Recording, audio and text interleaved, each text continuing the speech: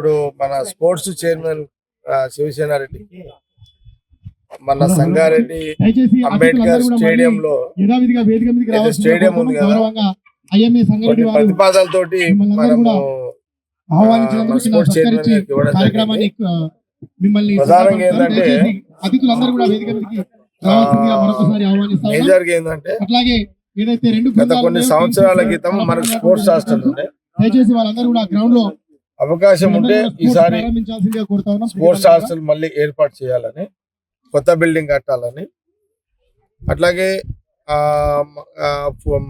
Football match coach కానీ, volleyball coach కానీ, అట్లాగే ఇవి ఇంకా లైటింగ్ ఏర్పాట్లు కానీ, ఇండోర్ స్టేడియం కావాలండి.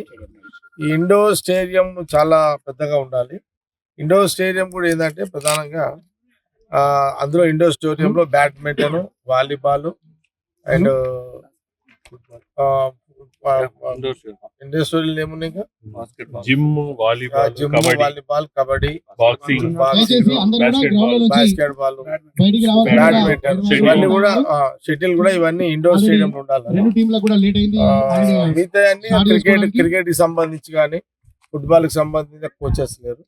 అంటే ఇది జిల్లా హెడ్ క్వార్టర్ ప్రధానంగా దాదాపు 5-6 కాన్స్టిట్యూన్సీలలో కానీ చుట్టుపక్కల విలేజెస్ ఈ గేమ్ లో ఇంట్రెస్ట్ ఉంటారు.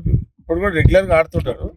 కాబట్టి కొంత మనం దాదాపు అందుకే ఒక 32 కోట్లతో దీన్ని డెవలప్ చేయాలని మన వాళ్ళందరూ, సంతు కానీ, సేటు, మన కిరణ్, చాలా రోజుల నుంచి మనం ఇక్కడ. ఇంకోటి ఏంటంటే లోకల్ గా డిమాండ్ స్టూడెంట్స్ వైపు నుండి, ఎంప్లాయీస్ వైపు నుండి ఎవరైతే స్పోర్ట్స్ మీద ఇంట్రెస్ట్ ఉంటుందో వాళ్ళందరూ ఇంట్రెస్ట్ ఉంది. మనం పోయిన గవర్నమెంట్ లో 10 years ఏం చేయలేకపోయినాము. ఇప్పుడు మన కాంగ్రెస్ గవర్నమెంట్ ఉంది కాబట్టి దట్ శివసేన రెడ్డి ఇప్పుడు దాని చైర్మన్ ఉన్నావు కాబట్టి దీన్ని ఈరోజు